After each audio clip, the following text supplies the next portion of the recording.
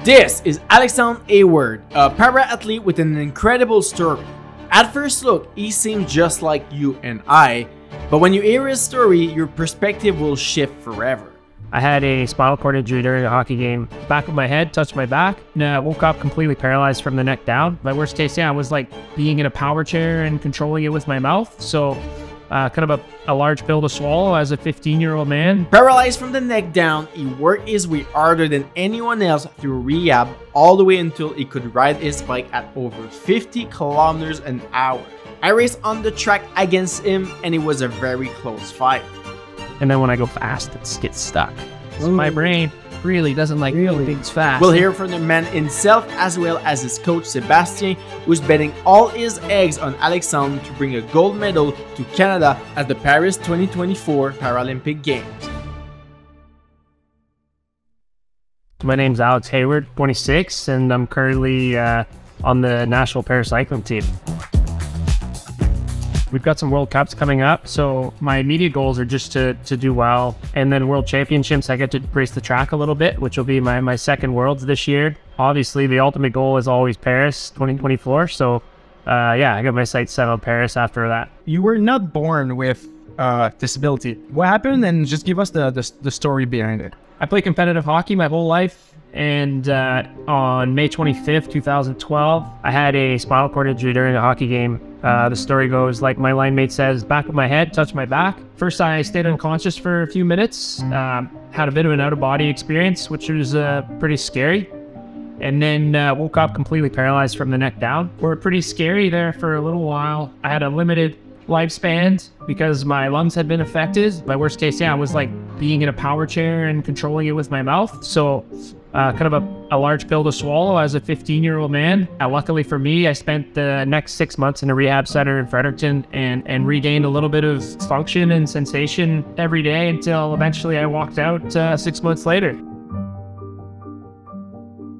The interesting thing for me is having always competed at the highest level I possibly could in kind of everything that I did, I immediately felt this big void of wanting to compete and wanting to be part of a team again. And pretty soon, like before I was even out of rehab, I was introduced to wheelchair basketball by Parasport New Brunswick. I proceeded to do wheelchair basketball for the next 8 years. Eventually made my way onto the national team and junior national team. I spent 8 years playing competitive wheelchair basketball before getting into cycling. I mean, like a lot of folks these days, I'm kind of a COVID cyclist. I bought a gravel bike. I moved to Fredericton, New Brunswick to finish my engineering degree and eventually got introduced to the Next Gen program here, find out about the standards you need to hit to make the national team here. My first ever event was a time trial. I won that event, followed that up with a 6th place finish in my first ever Budge road race. And then the next week finished 6th at World Championships in both events. We kind of joked around about maybe going to Milton and learning how to ride the track because my power profile kind of made sense. I went to Milton for a week, having never ridden the track before. Intimidating week where we started with this is a track bike, and then eventually by the end of the week, the goal was to try and hit a standard for the pursuit, which would allow me to go to World Championships. To both of our surprises, I ended up hitting that standard and went to World Championships and finished 5th. Pursuit bike, is that your idea for me to do this, Ed? Yeah, it is my idea. Oh, shame me on my own YouTube channel. It showcases what actual para-athletes can do versus able-bodied athletes, and I think this is the myth that can be debunked today around how good are para-athletes in cycling. It's scary. It is very scary. But I got some wheels now. So every athlete, once they come into paracycling, has to be classified by a panel. 4 classes of different types of bike that will be used. B is for blind and visually impaired, riding with tandems. Afterwards, you have the H class, which are for athletes using a hand bike. Normally spinal cord injuries, lower limitation or lower function of the lower body. Tricycles are the T class. So again, athletes who have mostly issues with balance, who can't ride a bike with 2 wheels. And then the C class, which is Alex's current class, using a regular bicycle with or without adaptations. Right. Within all of those classes, there's a number. The lower the number, the more impaired the classification process. The range is a C1 has to have all 4 limbs affected. Okay. So pretty much you say 4 all limbs. 4 limbs. So in the C1 class, you'll have athletes who have, for example, completely no arm and no leg on one side, and injuries on the other side. So when you do your track stand later on today, just picture holding the bike with one hand, pushing with one leg, and having to start. And the C5 is going to be almost able-bodied. It has to be a full thumb non-functioning or half a foot missing. So this is pretty much your minimum eligibility criteria. And those athletes do race pro. For example, Alexandre Hawyard raced Tour Down Under this season, finished well, was ahead of some of the pro guys that we know who are from Canada. So the range of performances is huge. What is interesting about para though is that you can always compare para athletes with able-bodied because it's the same distances, the same equipment. This is what makes it fun actually. Yeah. Well, I'm so excited to finally understand this world that we don't see quite often. The stories behind everyone also just adds to the to the actual performances. It's quite impressive what they do. All right, now we have a fair weapon to race against each other. Otherwise, the wheels I had coming in here, that would not help. This will be my fourth or fifth full pursuit of all time. So I think any opportunity I get to do a full pursuit would be a bit silly not to take it completely serious. So I kind of since this morning I've been trying to take it as serious as possible. And yeah, looking forward to it. Introduction to track pursuit. Will I be good at it? Will I like it? Can I make a good time? I don't know. That'll be fun. Look at this. I'll have to wear a regular. Seb, what are you making me do? Like, what am I doing on a track pursuit bike? Hey, ça va vite ce bike là?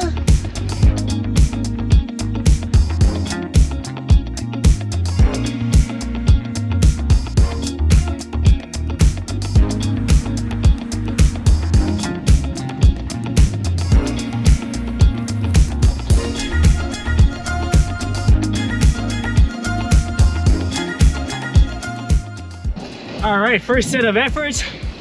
Man, this bike is fast. Holy shit. The wheels, the cockpit. Wow.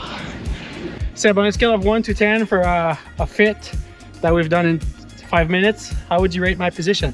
7.5. Okay. What can be improved? Well, the gap between nose to hand is quite big for something that's been put up in like 5 minutes. That's pretty not bad. I'm impressed how comfortable you are in the aero bars. I mean, obviously it took me a little more time. Sock length was a bit aggressive, but we won't mention that. That's your protest, right? You already have your excuse, and I already have mine, so we're good.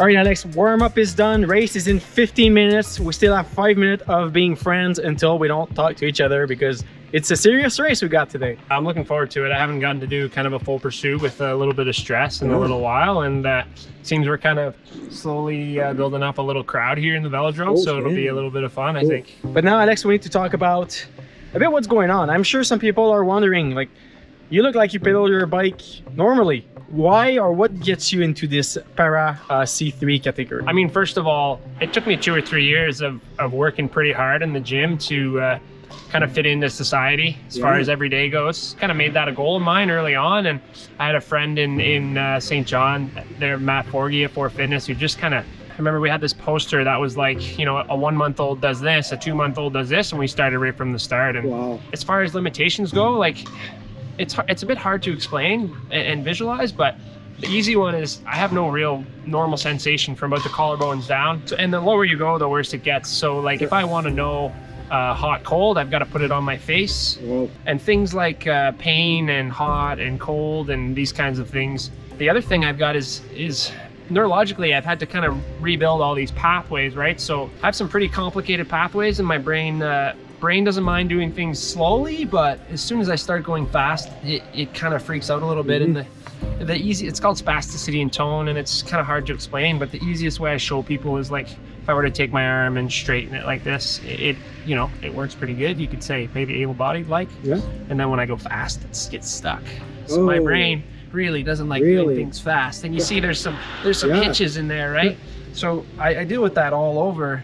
My calves do it really bad, so that's kind of the hidden stuff that I deal with every day. Do you don't feel the lactate building up into a stress? Like when it gets hard and the legs hurt, you don't feel that? Is that my understanding of it? Sure. So it's kind of a blessing in disguise. I don't really get any pain per se, but I start to shake pretty good, like, and I've got to start to kind of, I get to a point usually in a pursuit where I've got to decide if I'm going to have my core on or off. Seb, what is this? So this is the starting gate. It's pretty much just a big tripod that holds your bike and yourself on the line, which is going to give you 5 beeps. On the 6th one, it releases, and off you go. And this is obviously linked up to our timing system, so therefore we can have precise splits lap per lap. The stress is definitely starting to build up. Smack. Laisse-moi ça.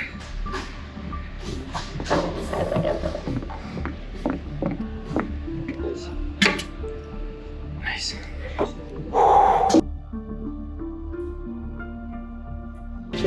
C'est rendu que les poursuiteurs vont falloir mettre des straps. Ouais, c'est ça là. Comme les gros pistons. All right.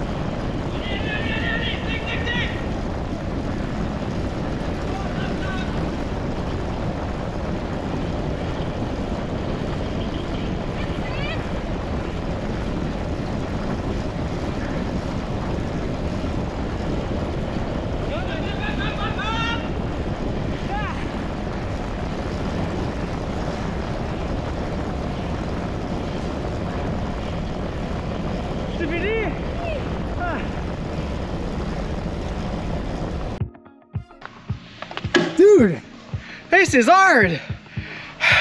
Good job. Thanks, man. Tasting blood? Yep.